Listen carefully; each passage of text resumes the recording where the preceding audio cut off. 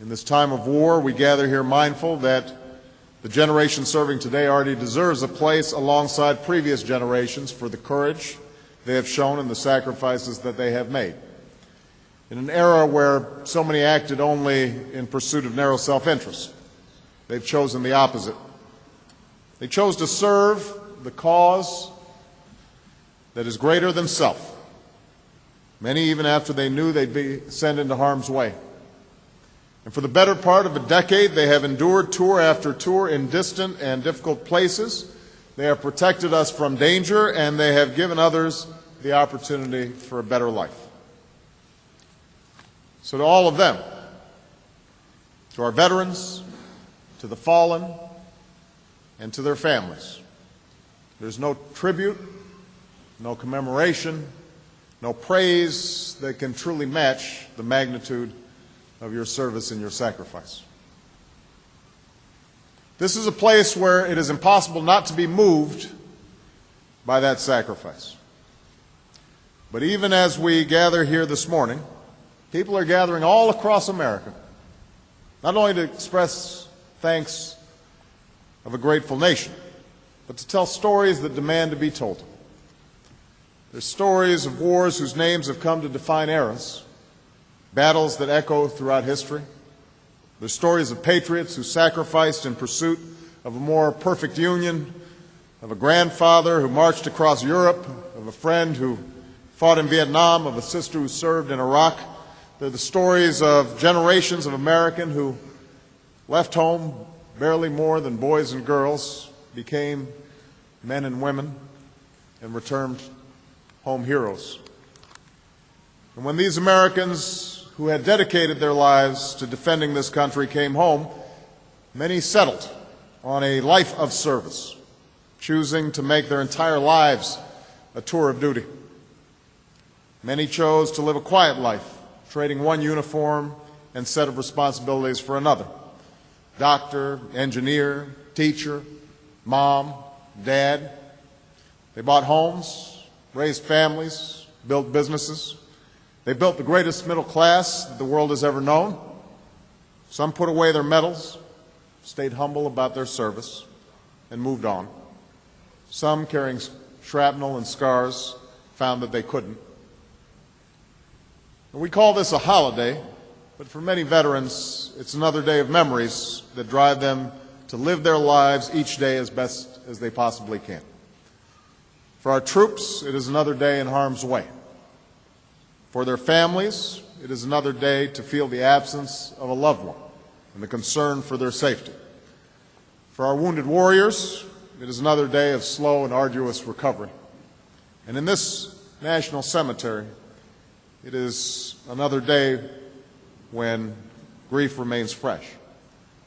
So while it is important and proper that we mark this day, it is far more important we spend all our days determined to keep the promises that we've made to all who answer this country's call. Carved into the marble behind me are the words of our first Commander-in-Chief. When we assumed the soldier, we did not lay aside the citizen. Just as the contributions that our servicemen and women make to this nation don't end when they take off their uniform, neither do our obligations to them. And when we fulfill those obligations, we aren't just keeping faith with our veterans, we are keeping faith with the ideals of service and sacrifice upon which this republic was founded. Now, if we're honest with ourselves, we'll admit that there have been times where we as a nation have betrayed that sacred trust. Our Vietnam veterans served with great honor. They often came home greeted not with gratitude or support, but with condemnation and neglect. That's something that will never happen again. To them and to all who have served in every battle, in every war, we say that it's never too late to say thank you. We honor your service. We are forever grateful. And just as you have not forgotten your missing comrades, neither ever will we. Our servicemen and women have been doing right by America for generations, and as long as I am Commander-in-Chief, America is going to do right by them. And that is my message to all veterans today. That is my message to all who serve in harm's way, to the husbands and wives back home doing the parenting of two, to the parents who watch their sons and daughters go off to war, and the children who wonder when mom and dad is coming home, to all our wounded warriors and to the families who laid a loved one to rest. America will not let you down. We will take care of our own. And to those who are serving in far-flung places today, when your tour ends, when you see our flag, when you touch our soil, you will be home in an America that is forever here for you, just as you have been there for us. That is my promise, our nation's promise, to you. Now, 91 years ago today, the battlefields of Europe fell quiet as World War I came to a close. But we don't mark this day each year as a celebration of victory, as proud of that victory as we are. We mark this day as a celebration of those who made victory possible. Today we keep in our minds the brave men and women of this young nation, generations of them, who above all else believed in and fought for a set of ideals.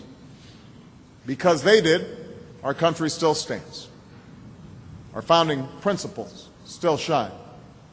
And nations around the world that once knew nothing but fear now know the blessings of freedom.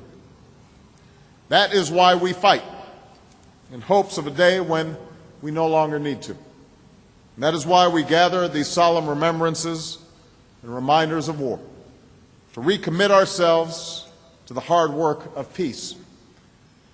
There will be a day before long when this generation of servicemen and women step out of uniform. They will build families and lives of their own. God willing, they will grow old. And someday their children and their children's children will gather here to honor them. Thank you. God bless you. And God bless the United States of America.